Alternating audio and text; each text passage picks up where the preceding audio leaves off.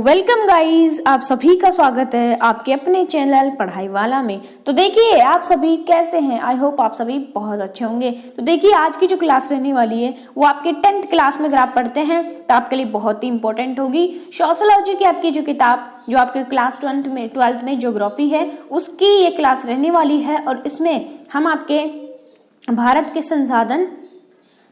संसाधन एवं उनके उपयोग, ये जो लेसन है आपका, इसके हम इंपॉर्टेंट एमसीक्यूज करने वाले हैं। तो आप सभी से रिक्वेस्ट है कि आप वीडियो को एंड तक वॉच कीजिएगा और लाइक शेयर सब्सक्राइब छोड़िए, आप सभी कर ही देंगे ये तो। ओके, तो देखिए आज की क्लास को स्टार्ट करते हैं बिना टाइम को खराब किए। आज की क्लास का पहला क्वेश्चन आप सभी को आपके स्क्रीन पर दिख रहा होगा। देखिए पहला क्वेश्चन,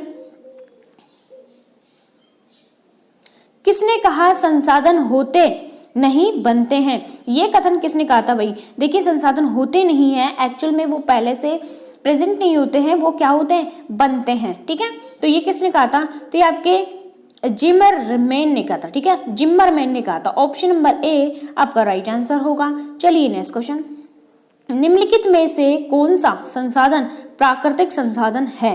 कौन सा संसाधन है जो प्राकृतिक है। भवन तो नहीं है, भवन तो हम बनाते हैं। मानव की योग्यता भी नहीं है, इनमें से कोई भी नहीं। तो भूमि जो है आपका वो प्राकृतिक संसाधन है। ठीक है, चलिए भूमि जो, जैसे मान लीजिए लैंड जो होती है हमें नेचर से प्राप्त होती है, ना कि हम उसे बनाते हैं। हम कोई खेत बनाते हैं, हम कोई भूमि बनाते हैं क्या, नहीं बनाते, हमें नेचर से प्राप्त होती है भूमि। तो ये क्या हो गई, ये प्राकृतिक संसाधन हो गई। चलिए नेक्स्ट क्वेश्चन, तीसरा क्वेश्चन देखिए, निम्नलिखित में से कौन प्राकृतिक संसाधन नहीं है। देखिए यहाँ आपको प्राकृतिक संसाधन पूछा था और इस क्वेश्चन में आपको ये पूछ रहा है कि कौन यहाँ पर प्राकृतिक संसाधन नहीं है। तो नगर जो है वो प्राकृतिक संसाधन नहीं है, वन भी है, नदियाँ भी है और खनिज भी है, लेकिन नगर आपका राइट आंसर नहीं होने वाला है। तो option number C will be right answer होगा। चलिए नेक्स्ट क्वेश्चन, सौर ऊर्जा निम्नलिखित में से कौन सा संसाधन है। सौर ऊर्जा कौन सा संसाधन है, कौन से संसाधनों की गिनती में आता है। तो ये आपके नवीकरणीय संसाधनों की गिनती में आता है। Option number B right answer होगा। देखिए नवीकरणीय संसाधन क्या होते हैं, मतलब इनका नवीकरणीय वर्ड का मतलब होता है कि जैसे मान लीजिए रोज बने और रोज बिगड़े। ठीक है, ऐसे संसाधन जो है रोज बने और रोज बिगड़े, ऐसे संसाधन जो होते हैं वो नवीकरणीय। देखिए नाम से स्पष्ट हो रहा है कि नवी मतलब नया। ठीक है, नवीकरणीय मतलब उसका नवीकरण होता जाता है। मान लीजिए सौर ऊर्जा कैसा संसाधन है, नवीकरण, क्योंकि दिन में तो हमने उसको सनलाइट से क्या कर लिया, चार्ज कर लिया और रात को उसको पी ले लिया, फिर दूसरे दिन भी यही किया। तो इस तरह से उसका नवीनीकरण होता जा रहा है ना, तो वो कौन सा संसाधन बना, नवीकरणीय संसाधन। Option number B right answer होगा। पांचवा क्वेश्चन देखिए, कौन सा ऊर्जा स्रोत अनवीकरणीय है। कौन सा ऊर्जा स्रोत जो है वो अनवीकरणीय है, जिसका नवीनीकरण नहीं किया जा सकता है, वो आपके अनवीनीकरण कहलाता है। तो इसमें आपको उदाहरण बताना है चारों ऑप्शंस में से कि कौन सा अनवीकरणीय संसाधन का उदाहरण है। तो जल तो है, सौर ऊर्जा, पवन, ये तो सब नवीनीकरण के हैं, लेकिन कोयला जो है वो अनवीकरणीय संसाधन का उदाहरण है, ये नवीकरणीय संसाधन का उदाहरण नहीं है।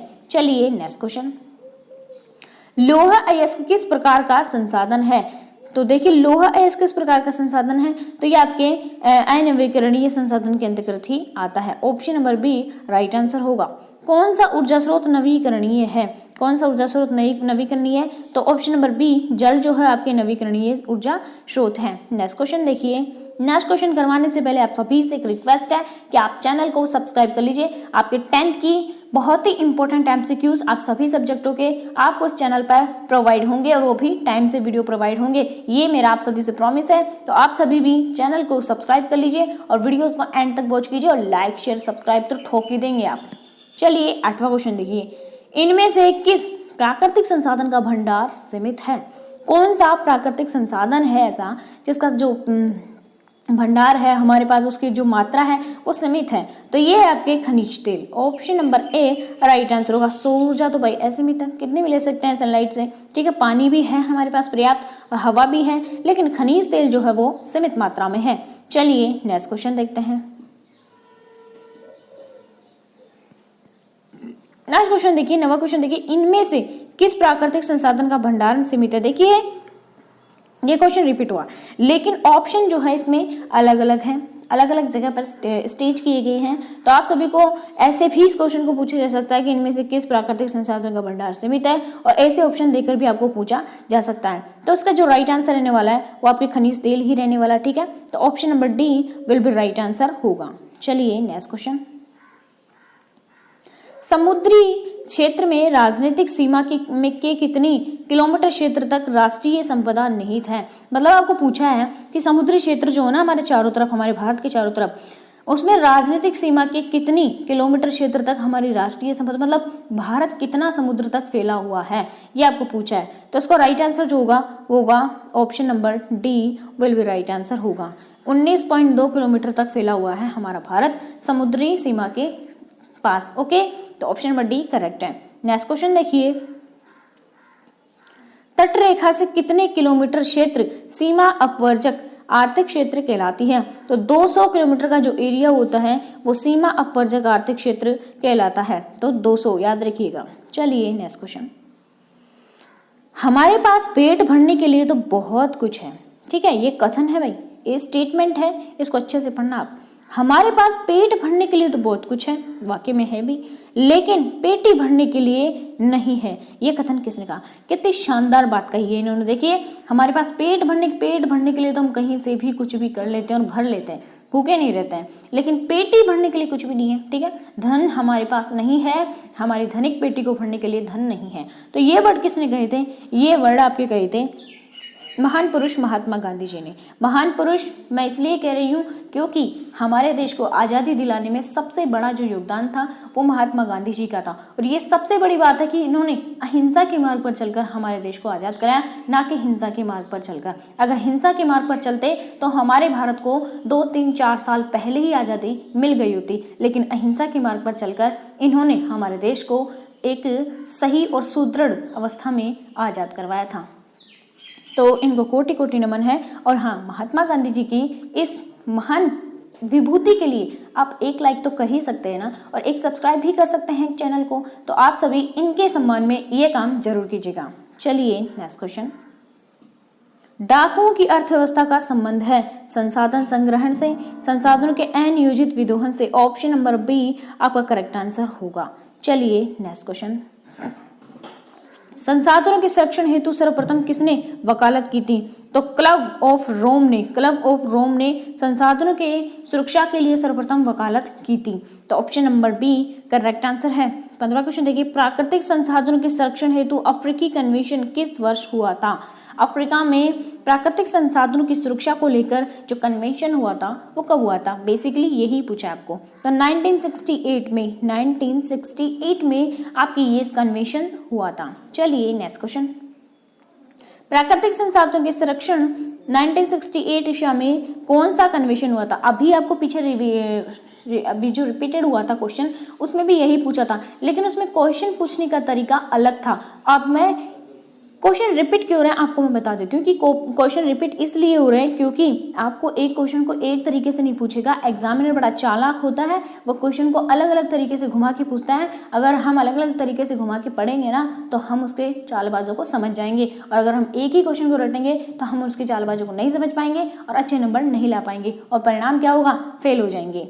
तो देखिए, ये क्वेश्चन दूसरे तरीके से पूछा गया है, प्राकृतिक संसाधनों संरक्षण 1968 ईस्वी में कौन सा कन्वेंशन हुआ था। तो अभी आपको पता है अफ्रीकी कन्वेंशन जो था वो 1968 में सबसे पहले हुआ था। Option number A correct answer है। चलिए नेक्स्ट क्वेश्चन, विश्व पर्यावरण दिवस किस तिथि को मनाया जाता है। तो 5 जून को विश्व पर्यावरण दिवस मनाया जाता है। चलिए नेक्स्ट क्वेश्चन, प्रथम पृथ्वी सम्मेलन 1992 किस देश में आयोजित किया गया था। तो ब्राजील के रियो डी जेनेरियो शहर में, ठीक है, ब्राजील के रियो डी जेनेरियो शहर में प्रथम पृथ्वी सम्मेलन जो था 1992 में आयोजित किया गया था। वो सबसे पहले ब्राजील में एक शहर है रियो डी जेनेरियो, वहाँ पर आयोजित किया गया था। नेक्स्ट क्वेश्चन देखिए, द्वितीय पृथ्वी सम्मेलन कहाँ हुआ था। तो ये आपके न्यूयॉर्क में हुआ था। अमेरिका के न्यूयॉर्क शहर में द्वितीय पृथ्वी सम्मेलन संपन्न हुआ था। चलिए नेक्स्ट क्वेश्चन,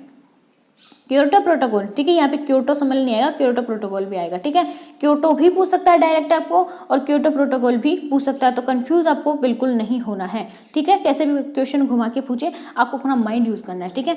तो क्योटो भी आ सकता है, क्योटो प्रोटोकॉल भी आ सकता है। क्योटो प्रोटोकॉल सम्मेलन किस देश में आयोजित की गई थी? किस देश में? तो जापान देश में, ठीक है। जापान में क्योटो प्रोटोकॉल सम्मेलन का आयोजन किया गया था। नेक्स्ट क्वेश्चन देखिए, भारत में पहाड़ों से भरी भूमि कितना प्रतिशत है? 30%, लगभग 30% है। वैसे तो 29 पॉइंट समथिंग कुछ है, 29 पॉइंट, तो इनमें से लगभग हम 30% बोलते हैं। नेक्स्ट क्वेश्चन देखिए, मृदा निर्माण में निम्न प्रक्रियाएं शामिल होती हैं, तो अपक्षय अपरदन दोनों रीजनों से ही मृदा का निर्माण होता है।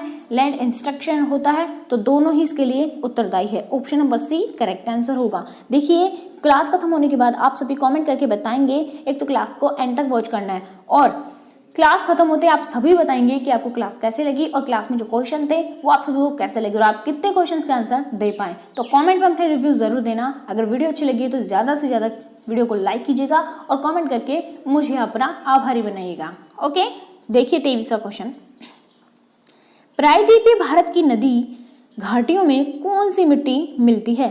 तो जलोढ़ मृदा जो है वो मिलती है। ऑप्शन नंबर डी जो है करेक्ट आंसर होगा। चलिए नेक्स्ट क्वेश्चन, भारत में सबसे अधिक विस्तार किस मिट्टी का है? मतलब सबसे ज़्यादा हमारे इंडिया में कौन सी शॉल पाई जाती है? शॉल आपके इंग्लिश में मिट्टी को ही कहते हैं, ठीक है। तो आप सभी को बताना है कि भारत में सबसे अधिक मिट्टी कौन सी पाई जाती है। तो आप सभी इस क्वेश्चन का आंसर कमेंट बॉक्स में जरूर दीजिएगा, ठीक है। अगर आपने इस क्वेश्चन का आंसर नहीं दिया तो मैं मान के चलूंगी कि आपकी तैयारी बिल्कुल ही कमजोर है और आप सभी टॉप नहीं करेंगे, ठीक है। अगर आप इसका आंसर देते हैं तो बिल्कुल आपकी तैयारी बहुत बेस्ट है और आप सभी अच्छे नंबरों से टॉप करेंगे। तो इस क्वेश्चन का आंसर आप सभी को कॉमेंट बॉक्स में देना है तो देना ही है। 25वां क्वेश्चन देखिए, और इस क्लास का एंड है इस 25वें क्वेश्चन के बाद, ठीक है। देखिए, पुरानी जलोढ़ मिट्टी को क्या कहा जाता है? तो भांगर कहा जाता है, ठीक है। Option number A will write answer होगा।